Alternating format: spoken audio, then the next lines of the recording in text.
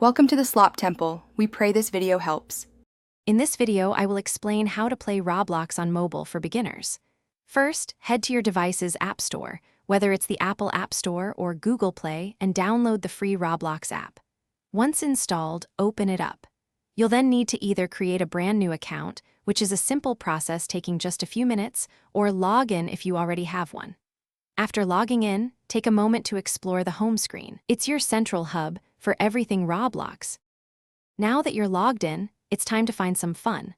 Roblox boasts millions of games, so use the search bar or browse categories like popular or recommended to discover new experiences.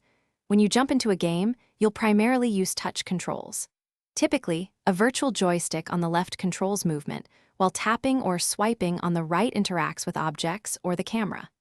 Don't forget to check the in-game menu, usually accessible via an icon, to customize your avatar or adjust settings. Roblox is a fantastic social platform, but safety is paramount. Parents can utilize robust parental controls to manage spending and communication settings, ensuring a secure experience for younger players. You can easily chat with friends through the in-game messaging system and even join groups based on your interests.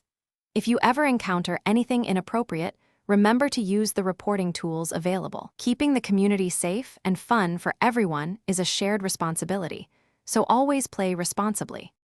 To truly master Roblox on mobile, I have a few pro tips for you. Don't limit yourself to just one type of game.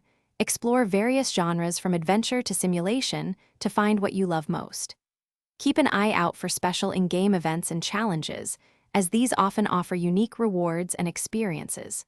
For those looking for extra perks, consider the Roblox Premium subscription, which provides a monthly Robux allowance and exclusive items. Have fun exploring this incredible virtual world. Thanks for watching. Consider subscribing if we helped you.